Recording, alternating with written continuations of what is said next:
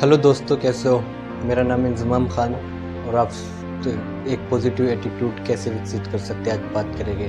Positive attitude यदि आप भी कायम रखना चाहते हैं और सीखना चाहते हैं और अपना एक पॉजिटिव एटीट्यूड बनाना चाहते हैं तो आपको 8 स्टेप की ज़रूरत पड़ेगी। 8 स्टेप अपनाकर कोई भी पॉजिटिव एटीट्यूड क्रिएट कर सकता है। आज हम आपको बताने वाले कि 8 स्टेप को आप फॉलो करके आप भी एक पॉजिटिव एटीट्यूड विकसित कर सकते हैं। जो कि हमने लिए यू कैन माइंड बुक से, जिसके ऑथर है शिव खेड़ा। तो बढ़ते हैं अपने पहले स्टेप की ओर। खोजी बने और अच्छाई ढूंढे दूसरों में, क्योंकि हमें सकारात्मक पहलुओं पर ध्यान देना होगा, क्योंकि हमारा अपना सोच का ही जादू हमको इस वातावरण में ढाल देता है कि हम तस्वीर का अच्छा पहलू देख ही नहीं पाते।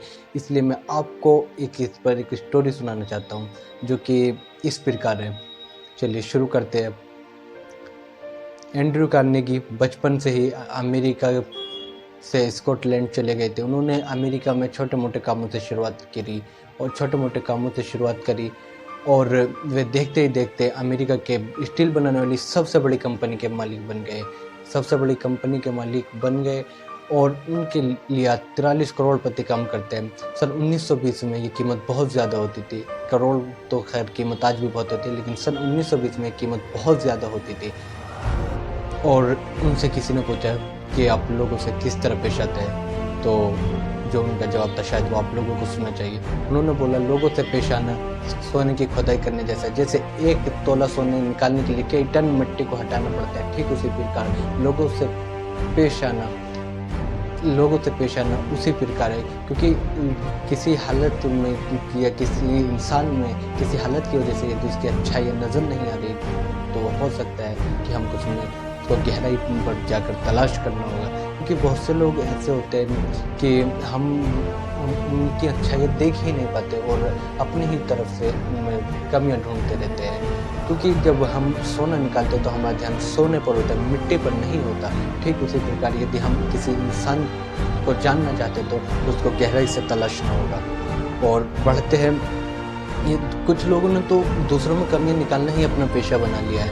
वे दूसरों में कमियां ही निकालने रहते हैं। मैं इसके लिए आपको एक एग्जांपल देना चाहता हूँ कि एक शिकारी था वह एक अद्भुत कुत्ता खरीद कर लाता है और वह उस कुत्ते की खूबी को जानकर बहुत खुश था, क्योंकि उस कुत्ते में ये खूबी थी कि वो पानी पर चल सकता था। अब उसने सोचा कि ये चीज़ तो अपने दोस्तों को दिखाएगा, दोस्त बहुत तारीफ करेंगे।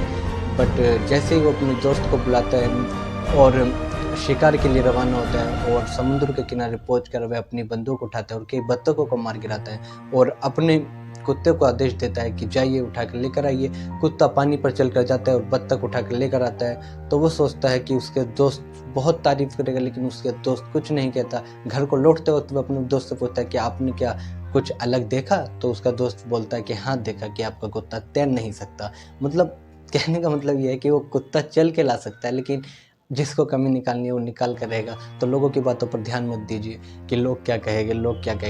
कहने का मतलब है कि आपको जो अच्छा लगता है आप मतलब अपना पॉजिटिव एटीट्यूड विकसित कीजिए। लोग क्या कहेंगे इसके बारे में मत सोचो, ये लोगों को ही सोचने दो।